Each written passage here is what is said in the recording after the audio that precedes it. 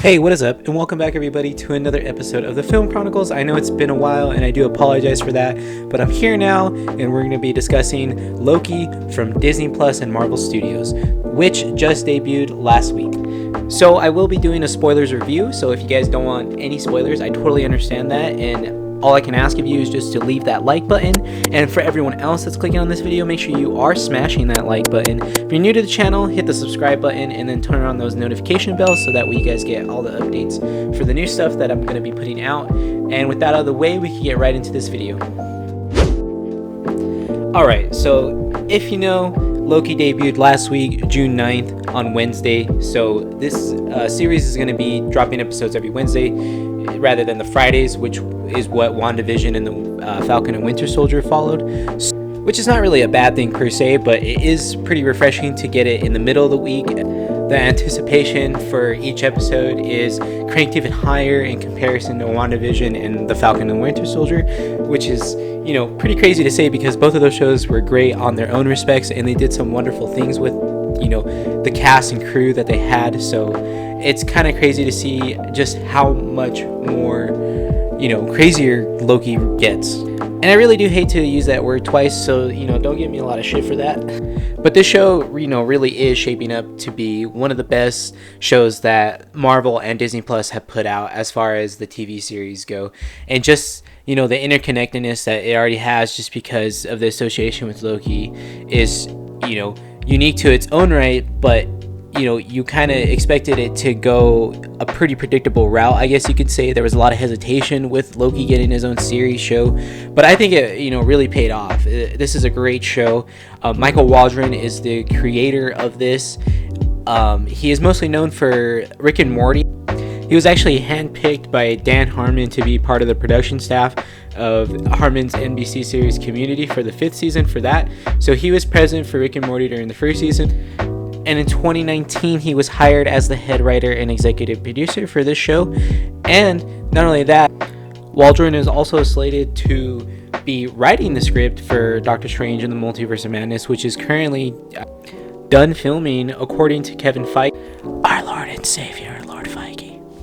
And the cherry on top is that this Michael Waldron fella is also attached to Kevin Feige's Star Wars project that he's currently developing and working on. So that's huge news, and that also just shows the interconnectedness of WandaVision, Loki, and Doctor Strange, and then also Spider-Man No Way Home. And in, you know, episode 2 we get a lot of tidbits about that, but we're going to go over episode 1 and then into episode 2. So I believe all the episodes are going to be directed by Kate Herron, and she's doing a fantastic job with Loki, along with Michael Waldron, who is the show's head writer, and he is also the executive producer for the show for Disney Plus and Marvel Studios, and he's doing a fantastic job. And of course, you know the cast with Tom Hiddleston coming in as Loki, and then the newcomers are going to be Owen Wilson as Mobius and Mobius. We have Mbatha-Raw as Ravonna Renslayer. I hope I didn't butcher that pronunciation. I'm so sorry.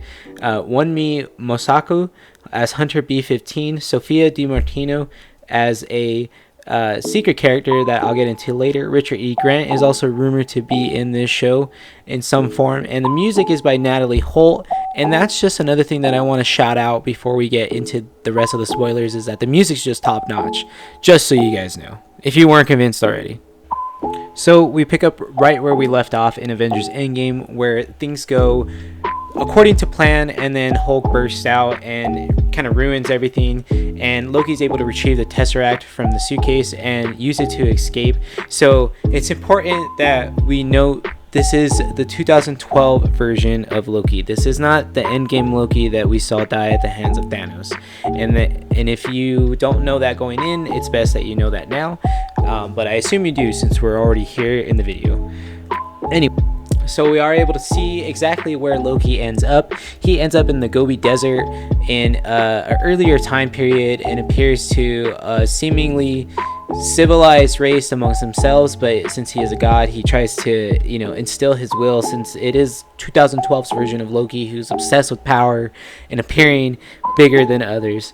I said it's important to know that, but then the TVA immediately comes in and literally gives Loki a run for his money. They use their weapons, which are super advanced and unique in their own right. They slow him down to a 16th of a second. Specifically, Hunter B-15 slows him down. She's kind of one of the Minutemen, as they're called in this series.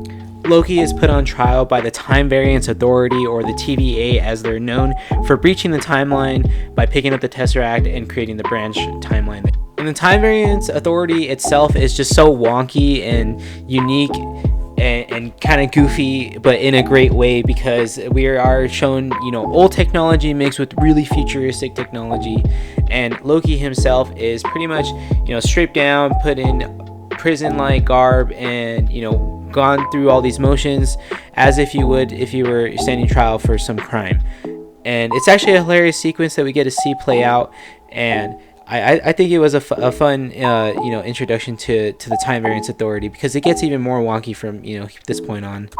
And then to top it all off, we're given a actual glimpse into the multiverse and a multiversal war as explained by Miss Minutes. So we are given the explanation that there was a multiversal war going on with different timelines fighting for control over one another when the Timekeepers came together and created the sacred timeline, which is all the timelines unified in order to keep some cohesiveness and control. And in doing so, they created the TVA in order to keep that control and make sure everything was going the way that it needed to go. So if anybody branched off, they would essentially be wiped out, and the timeline wouldn't really be affected by them being wiped out. Power that the Time Variance Authority and the Timekeepers, themselves actually have is truly insane.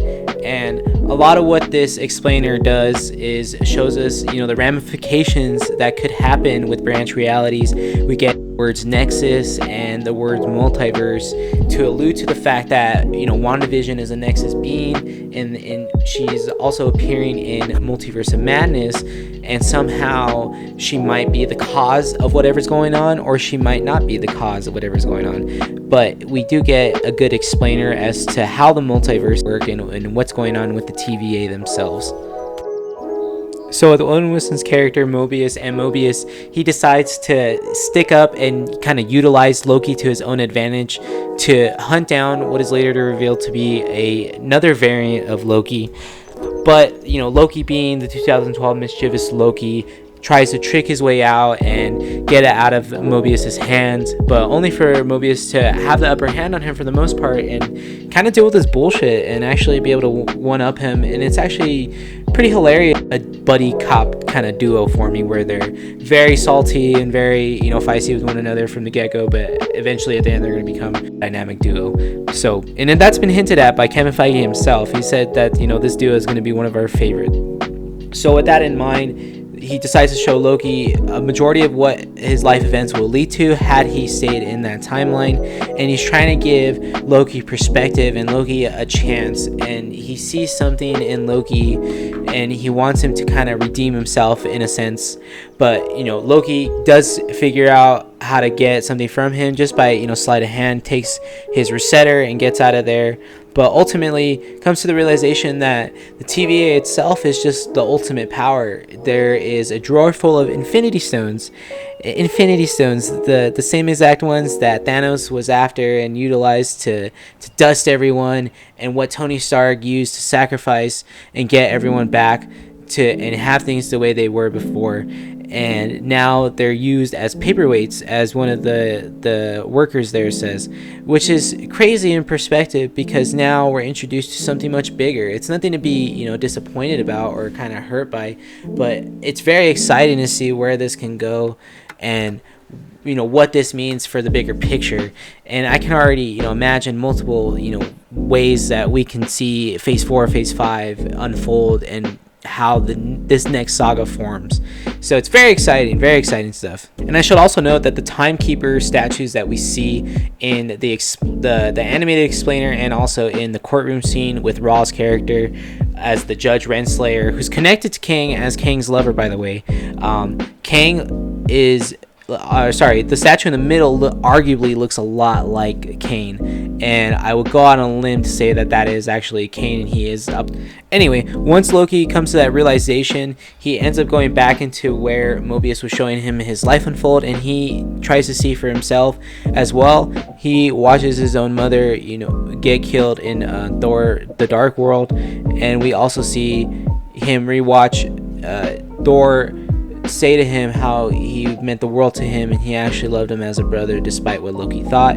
And then he also sees his death at the hands of Thanos, and it's a really powerful and moving scene, just executed so well with Tom Hiddleston, with the music, with the way that the camera is, and how they framed it and all that. It just works so well, and it really is a changing moment, because at that point he decides to help Mobius track down this variant Loki. And it's really interesting, again, like I was saying earlier, to see how Mobius has this perspective on Loki himself and how he thinks he could change, being able to see this, version of himself die. And that will bring us right into episode 2, where we start off in 1985 Oshkosh, Wisconsin, where we see a variant Loki demolish a group of Minutemen in a tent during a Renaissance fair during 1985. Really cool scene, really awesome choreography, and this variant of Loki is really badass and smart and has total control over the situation. It's also set to I Need a Hero, so again, shout out to the music department for really honing in on the sounds that this show needs. I think it's doing phenomenal in that department. But so we also get the reveal that this Loki is able to control people just via touch, whereas our Loki had to use the scepter along with the Tesseract itself, which was also the Infinity Gem.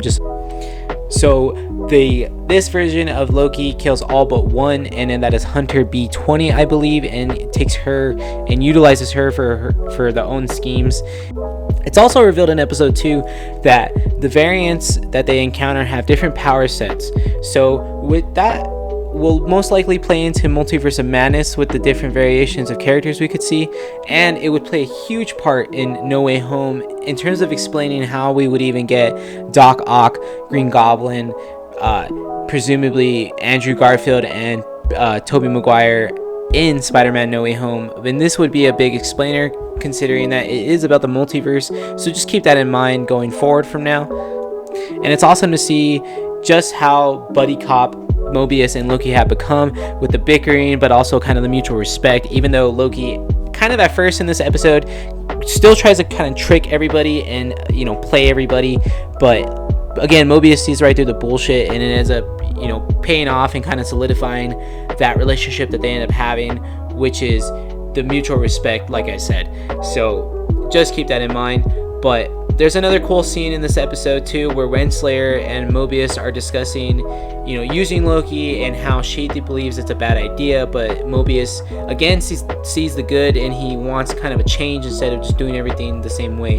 So he is a maverick, he is kind of a rogue in the TVA, and he's doing things differently. And I also noticed that in Renslayer's area there is the Timekeeper statues. We do get a close-up of the middle figure, and I do believe that the texture on that statue itself is a lot different than the ones that we've seen before. So again, that kind of reinforces this idea that is Kang the Conqueror, and that also leads into another theory that I have, that maybe the Timekeepers aren't even there anymore, since Kang the Conqueror is essentially a conqueror, like his name implies.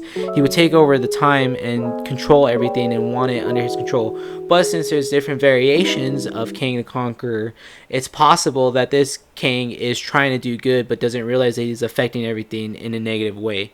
So I'm holding my breath, but that's kind of where my mind is going. And Renslayer herself in the show is proving to be a suspect character, not only just because of the comic book connection, but just how it's going on in the show. And I do love Mobius's line. So moving along with episode 2, they begin investigating, and Loki begins doing his own research and realizes that this variant likes to be in post-apocalyptic settings in order to erase all tracks and get away with doing any sort of time shenanigans, since this variant has access to a lot of the Minutemen's technology, since it's been ambushing a lot of the groups as explained in episode 1. So make sure you guys catch that when you watch episode 1. And Once they figure out what's going on, they decide to go to 2055 in Alabama. I'm sorry, 2050 in Alabama, where the weather is absolutely insane. It looks kind of apocalyptic, and we're at a Roxxon store. So Roxxon, good shout out to Iron Man series, very prominent during that with Justin Hammer.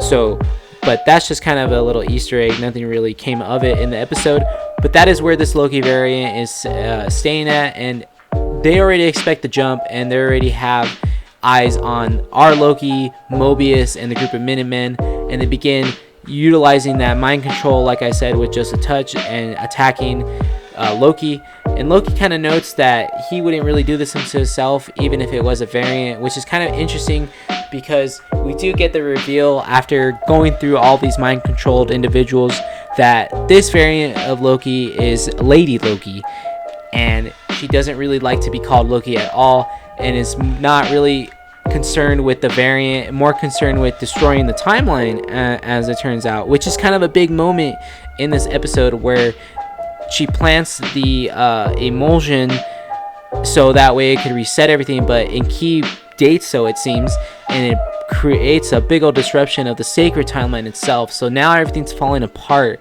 and that's a finale way to write an episode too, because it leaves on such a big cliffhanger, considering the fact that Lady Loki escapes via a portal, and Loki himself, our Loki, decides to follow Lady Loki. Whether or not to team up or to try to take her down is up in the air at this point, because we have to wait till next Wednesday, which sucks.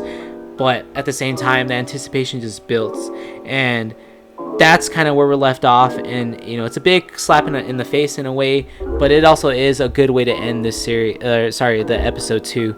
And yeah, that's kind of it for as far as the plot line. A couple things that I wanted to note as far as like the future films and TV and how this kind of would play into that is that bombing the sacred timeline caused the madness, according to Miss Minute's explanation with the animated sequence. The TVA is definitely in the quantum realm. That's pretty much 80% my theory at this point, considering that the way that they reset the timeline, that energy looks very similar to that quantum realm energy. And we did see a city in Ant-Man 2 which was inside the quantum realm again. I know I keep saying that word, but it is going to pop up a lot more and more now. So that's my assumption. We're getting a lot of Kang teases. There's a lot of close-ups of the middle statue that looks absolutely like Jonathan Majors, like no question about it. It's not even based off of the comic design at this point. So at some point we're going to see Kang, whether or not in the Conqueror form, is again up in the air. Another thing that reinforces that the TVA is in the quantum realm is that Mobius says a similar line to what Ant-Man says about the quantum realm, that time works differently there. Mobius says the TVA, or time works differently in the TVA. So it's very similar, and I'm pretty sure Mobius doesn't realize where he is at this point. As far as the TVA goes, he just knows the TVA and going through the different areas in time that he visits. So I think that's going to be a big part for the rest of this series. So just keep that in mind. And I also think, like I was saying a little bit earlier in the video, that Kang is one of the timekeepers, but at this point he has full control and has either taken out or the other timekeepers have withered out, and he's just the last one.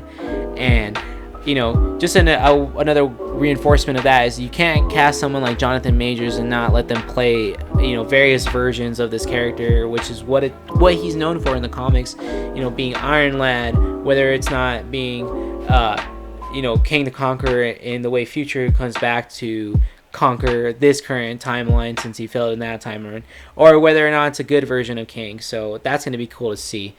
And the timeline is broken. So the multiversal timeline is broken. That's what we're going to see in Doctor Strange. That's what we're going to see in Spider-Man No Way Home. So this is big news, and we got to be excited, guys. So that's going to kind of wrap up my spoilers and my thoughts and my impressions of episode 1 and 2. Both were solid 10s at this point for me. So, with that in mind, go watch this. Get the 7-day, 14-day, whatever it is, free subscription, and watch just episode 1, and then, pay for Disney Plus, because it's absolutely worth it with these shows that are coming out.